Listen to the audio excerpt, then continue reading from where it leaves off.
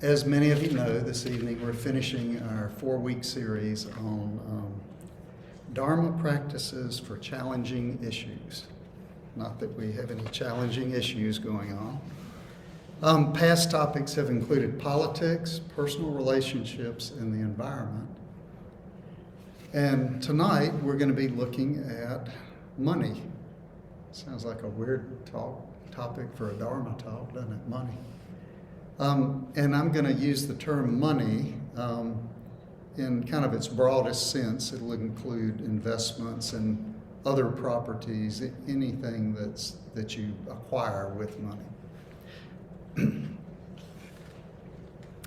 So let me start by saying that I recognize that for me to give a talk on money is a little awkward because I'm a white male, upper middle class, living in the United States of America. And my relationship to money is not the same as most people on the planet. I can't change my point of view, but I'm aware that that is the point of view that I bring to it. And I don't know what else to say except that. So when I first began attending silent meditation retreats, it was in the 1990s, and I felt a little bit like I was an imposter. I was cheating because there were all these people in caregiving fields around me. They were social workers and nurses and counselors, and as a CPA, I thought, well, I'm not worthy to be with these people. But fortunately, we were in silence, so nobody knew. But over the years, I've come to see things differently. On retreat, there's a place for everybody who is serious about practicing, exploring practice. And as to my career, I now see very clearly I was a helper too. I just helped people in different ways. So moving from that initial experience to the comfort I feel now, which I do feel comfortable now with my career relationship to the Dharma, it has given me kind of a unique opportunity, a point of view. And there are 3 things I want to touch on tonight. One is, what did the Buddha actually say about money? The second is, how do we understand what he said in the context of our lives today? And the third is, how can we more closely align our relationship with money to the Dharma? So when we look at the suttas, the Buddha's teachings, it's important to place them in context. It's not one size fits all. Most of his teachings were given to nuns and monks, monastics, who were a part of his community. And for them, the rules about possessions were, and actually still are today, very restrictive. So they are allowed to have robes, shelter, food, and medicine. And that's about it. But what we need to understand is the Buddha also gave teachings to householders or lay people like us. And what he taught to householders about money is different from what he taught to the monastics. Some of you are familiar with the 5th factor on the Noble Eightfold Path, which is right livelihood. So that's money related, but I'm not going to talk so much about right livelihood tonight because we hear more about that. That's where we get our money. What I want to talk about is what we do with it, which we don't talk about as much. So there is a sutta, Digajanu Sutta, which outlines 4 conditions for happiness in this life. This was given to householders. One is persistent effort. and that's elaborated on as avoiding laziness, using good judgment, and being able to delegate tasks. The second is watchfulness, and it's described as guarding one's possessions so they will not be stolen, burned, washed away, taken by ungrateful heirs, or seized by kings. So just looking at those for a moment,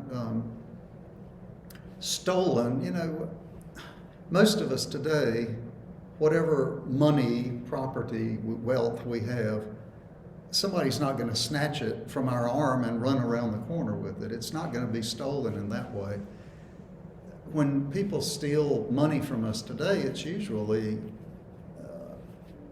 like a scam investment or something. So I think what the Buddha would say today would be careful who you trust with your investments, how you place your money. Stolen or burned, most of us today insure things. So the way we manage the risk of burned or washed away, the way we manage that risk is through insurance. And I think the Buddha would say, pay attention and insure your property for what it's worth. Taken by ungrateful heirs. And I think in today's world that means estate planning. Think about what you want to have happen to your property after your death and make sure that your documents carry out your wishes. And then seized by kings. Now, kings used to impose taxes when they got in the mood. They didn't have to fight it through Congress or something. And I would say today the way we keep our property from being seized by kings is proper income tax planning.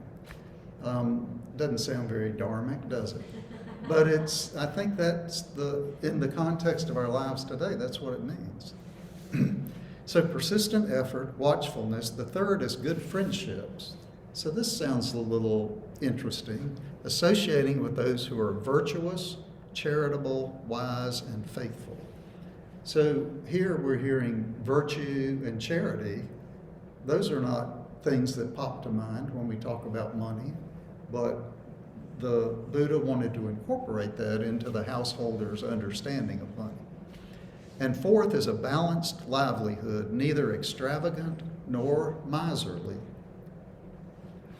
ensuring that one's income exceeds one's expenses. Sounds like a good idea.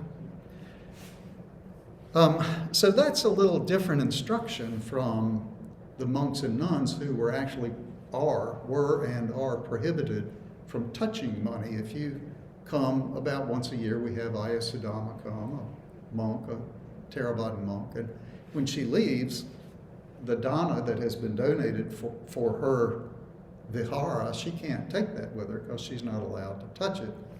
Whoever's transporting her has to do that for her. So one more note about that sutta. You may have noticed that those were 4 conditions for happiness in this life. And the Buddha then went on in that sutta to enumerate 4 conditions for spiritual progress. And they include ethical behavior and cultivating a charitable heart. So he was encouraging householders to act responsibly with their money, but he also was clear that has to coexist with spiritual practice.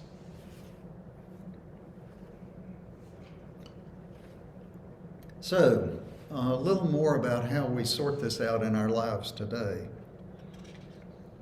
If you've ever heard me give a Dharma talk, this is going to sound like a broken record, but it is central to understand the Dharma that we know what is important is not our circumstances, but our relationship to our circumstances. So whether we have a lot of money or a little money, our relationship to it can be either unskillful, that is attachment, or it can be skillful, that is detachment. A wealthy person who's not attached to her money will not experience dukkha or suffering or stress in the way that somebody who has very little money but has a strong attachment to it will.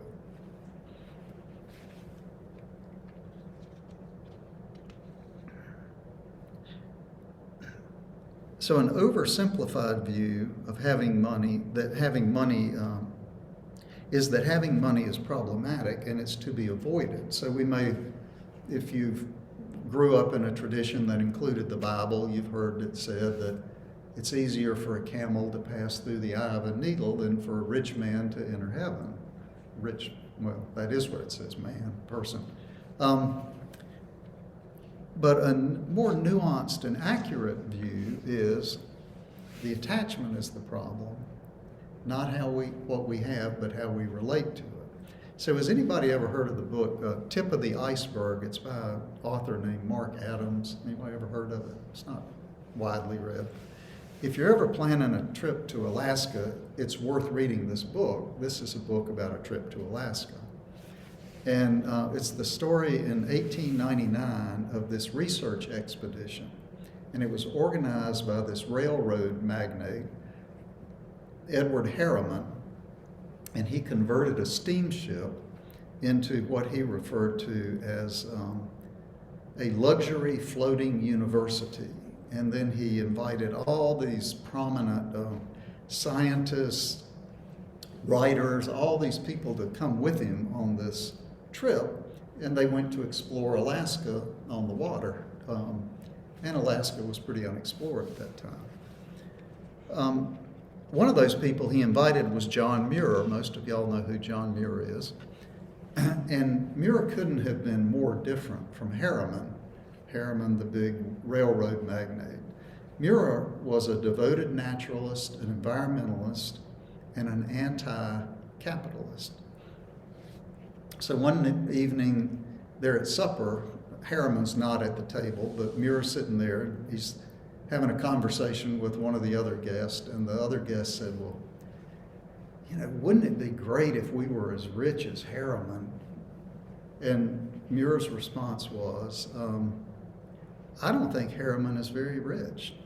I have all I want, but Mr. Harriman does not. So really, again, it's pointing to not what we have, but our relationship to what we have. So how do we align our relationship to money with the Dharma?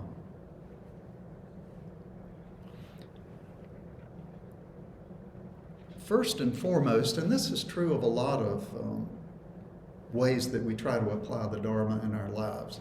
First and foremost, pay careful attention. Philip Moffat likes to say, nothing is outside the Dharma. And I think that's true. Sometimes in my career, in my development with the Dharma, I've thought, well, yeah, I embrace all these teachings, but, over here I got to do it this way. And that's not really the way it works. Everything is within the Dharma. And that's true of money.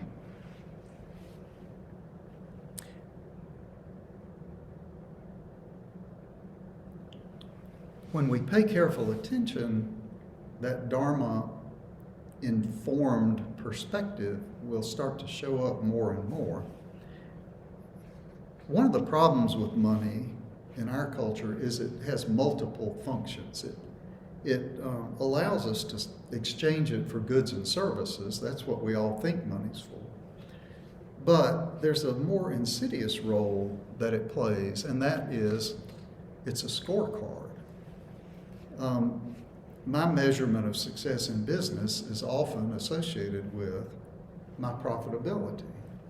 And although a billionaire doesn't need more money to exchange for goods and services, they've got enough to last for the rest of their lives.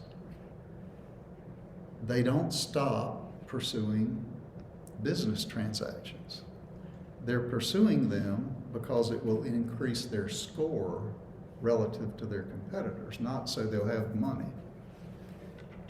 So one useful inquiry in this context is to ask ourselves, how much is enough? Our culture will lead us to believe that we can and should have everything we want. And if we don't have everything we want, somehow we're failing. There's something wrong with us. And that coincidentally motivates a lot of us to keep grasping for more. Imagine that. But there's another option. We can just determine for ourselves which of our wants are really worth pursuing and which ones are emotional impulses that don't really have any value to us. So there's a book entitled Voluntary Simplicity. It was written in 1981 by a fellow named Dwayne Elgin. And he refers to this process of deciding what we're going to value as an ordering and guiding of our energies and our desires, a partial restraint in some directions in order to secure greater abundance of life in other directions.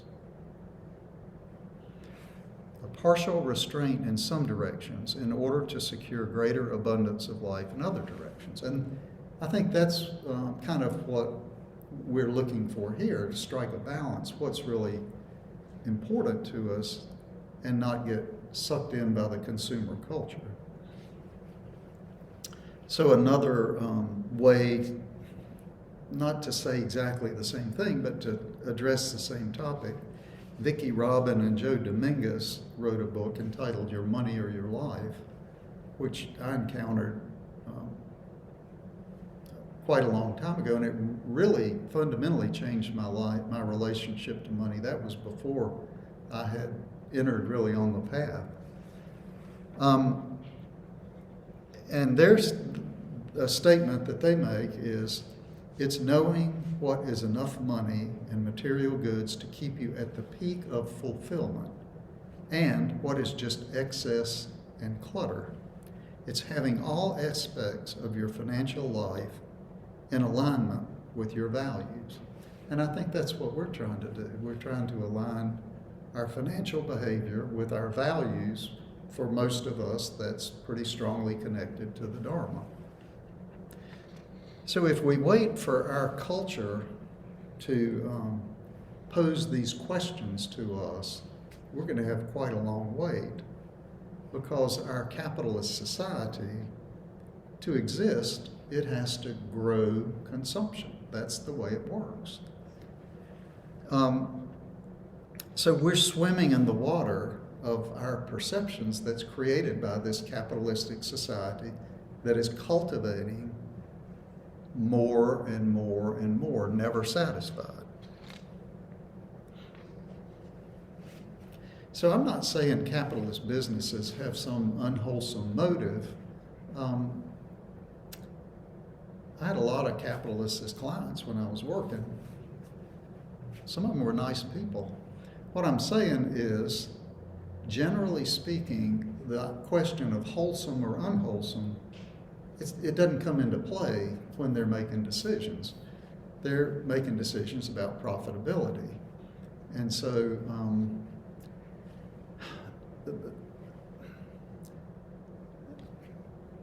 so wholesome and unwholesome really don't come into their decision making.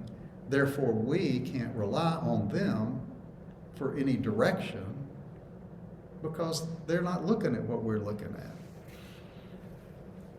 So if I had a screen, I would project this up, but I don't. This is a little cartoon from the New Yorker, which I took out because I liked in 2024.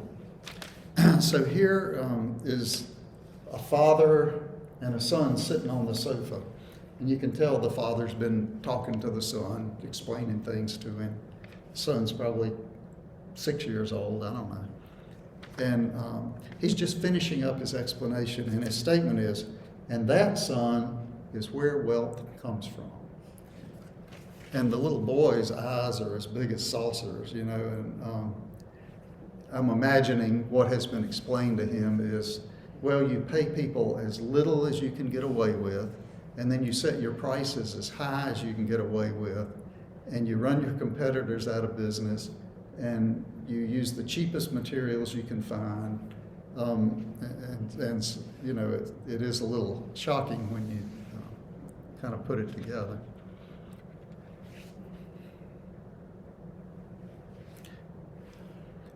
So another useful inquiry we can have to examine why we crave more and more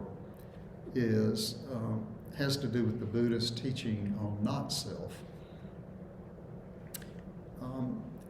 which is kind of an advanced teaching, which doesn't mean we shouldn't engage with it. We have to engage with it as in whatever way we can now, and over our years of practice, it will open up to us in other ways. There's a Zen teacher and an author and a professor. His name's David Loy, and we were fortunate enough to have him speak to us. It's been any number of years ago, but anyway, he came to Charlotte and spoke. He wrote a book entitled Money, Sex, War, Karma, Notes for a Buddhist Revolution. And he's addressing here the topic of the relationship between the not self teaching and money.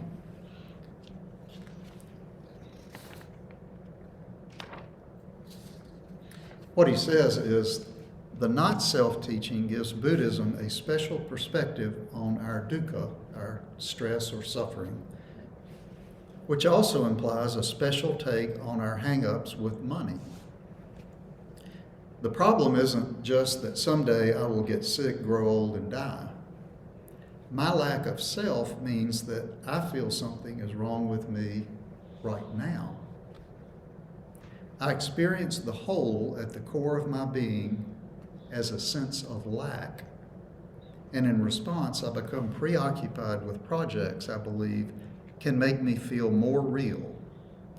The basic difficulty from a Buddhist perspective is we're trying to solve a spiritual problem, our emptiness, by identifying with something outside of ourselves, which can never confer the sense of reality that we crave.